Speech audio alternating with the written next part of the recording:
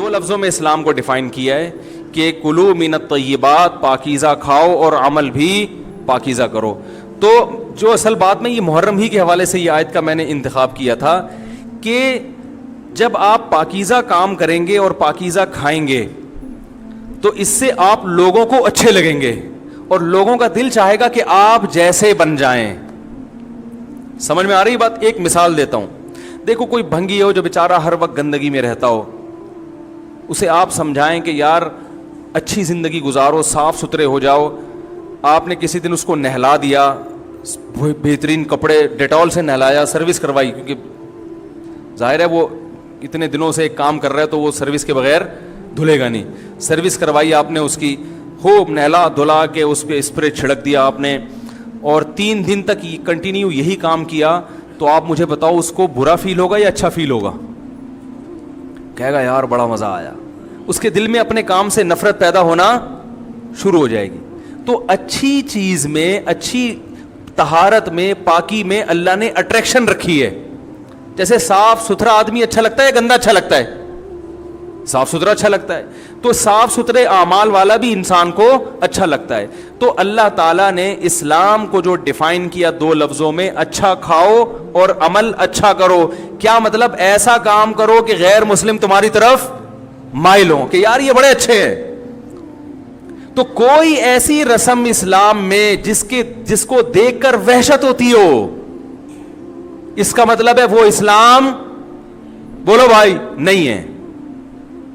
کوئی بھی آپ ایسا عمل کر رہے ہیں, لیبل اسلام کا لگا رہے ہیں, مگر اسے دیکھ کر غیر مسلم کو گھنٹوں گھنٹوں سمجھانا پڑتا ہے یہ کیوں ہو رہا ہے, اس کا مطلب ہے کہ یہ اسلام, بولو نا بھائی, نہیں ہے. تو آپ مجھے بتاؤ محرم میں جو کچھ ہو رہا ہے, کیا یہ غیر مسلم کو اسلام کی طرف مائل کرے گا؟ یہ عمل ہے بھائی؟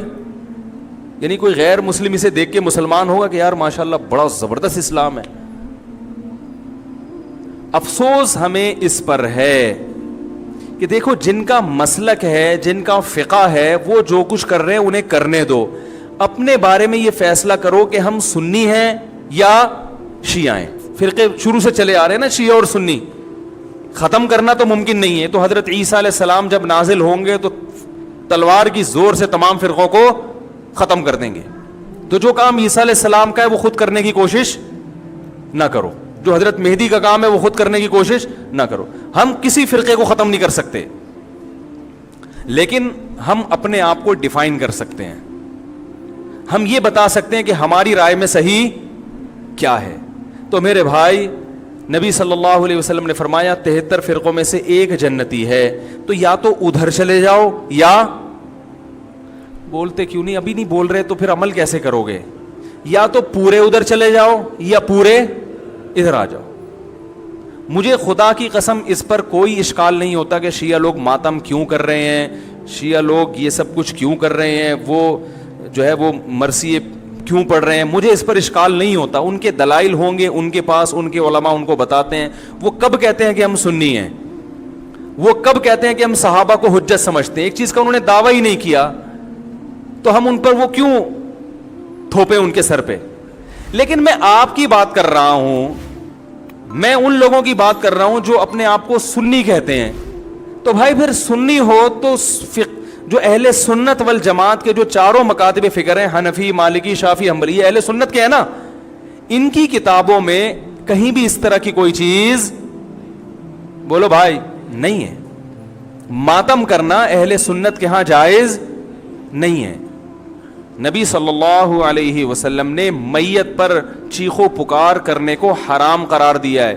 نوحہ کو جو میت پہ رونا پیٹنا ہوتا ہے, گریبان چاک کرنا, اس عمل پر آپ صلی اللہ علیہ وسلم نے لعنت فرمائی ہے. صحیح بخاری صحیح مسلم کی حدیثیں ہیں. حضرت جعفر طیار رضی اللہ تعالی عنہ نبی کے سگے چچا زاد بھائی میدان جنگ میں شہید ہوئے. 4 بیویاں بیوہ ہوئی ہیں, چھوٹے چھوٹے بچے یتیم ہو گئے. آپ نے ان کی بیویوں کو زور سے رونے کی اجازت نہیں دی. اتنا غضبناک ہوئے, جب وہ باز نہیں آئے آپ نے فرمایا ان کے منہ پہ خاک پھینک دو. حالانکہ بیوہ ہوئی ہیں, قابل ترس ہیں, لیکن چیخ کے رونے کی اجازت حالانکہ وہ تو اہل بیت میں سے تھے. حضرت جعفر طیار ظلمن شہید ہوئے تھے. ہماری نظر میں حضرت حسین رضی اللہ تعالی عنہ کا قتل کربلا میں یہ تاریخ کا بدترین ظلم, اس لیے بدترین ظلم کہ آپ غیر مسلموں کے ہاتھوں شہید نہیں ہوئے, بلکہ ان لوگوں کے ہاتھوں شہید ہوئے جو اپنے آپ کو مسلمان کہتے تھے, اور مسلمانوں کی قیادت اس وقت ان کے ہاتھ میں تھی, حکومت ان کے ہاتھ میں تھی. لیکن اس ظلم پہ اہل سنت والجماعت کے ہاں جو سنی ہیں ان کے چاروں مکاتب فکر کے ہاں نہ رونے پیٹنے کی اجازت, نہ نوحہ کرنے کی اجازت, اور نہ میرے بھائی ماتم کرنے کی اجازت. میرے بھائی آپ لوگ اللہ کا واسطہ محرم میں مرثیے نہ لگائیں. ہر گاڑی میں کوئی نوحہ چل رہا ہے, کوئی شیعہ ہے تو ٹھیک ہے وہ کرے, سنیوں پہ یہ کام زیب نہیں دیتا, کیونکہ یہ منافقت ہے. پتہ ہی نہیں چل رہا آپ ادھر ہو یا آپ ادھر ہو, آپ کا مسلک کہیں نہیں پتا چل رہا. ہمیں ایک مسلک کو فالو کرو. ہمارے ہاں محرم منحوس مہینہ نہیں ہے, ہمارے ہاں محترم مہینہ ہے, مبارک مہینہ ہے. امہات المومنین میں سے بعض کی اس مہینے میں شادی ہوئی ہے. ہم شہادت کو نحوست نہیں سمجھتے. 10 محرم پہلے سے مبارک تھا, حضرت حسین کی شہادت کی وجہ سے اور مبارک بن گیا, منحوس نہیں بنا. شہادت مبارک عمل ہے, منحوس نہیں ہے. ہم اس مہینے میں کالے کپڑے نہیں پہنیں گے, ہم اس مہینے میں خوشیاں منانے کو جائز سمجھتے ہیں. لوگ کہتے ہیں ان کو حسین سے محبت نہیں ہے. محبت کا جو طریقہ حسین نے بتایا اس طریقے پہ عمل کرنا حسین سے محبت ہے. جو طریقہ حسین سے ثابت نہیں ہے اس طریقے پہ محرم کو منانا یہ محبت کا طریقہ ہماری رائے میں نہیں ہے. سمجھ میں آ رہی ہے بات کہ نہیں آ رہی ہے؟ اور ایک میں وضاحت کر کے بیان کو ختم کروں. بھائی یہ کوشش کریں گے نا اس کی, محرم نہ منحوس مہینہ ہے, نہ اس میں بلائیں نازل ہوتی ہیں, اس میں خوشیاں منانا بھی جائز ہے, اس میں نکاح کرنا شادی کرنا بھی درست ہے. یہ جو مشہور ہے محرم کی شادی ناکام ہوتی ہے 100% غلط ہے. جو شیعہ حضرات ہیں وہ بچیں اس سے.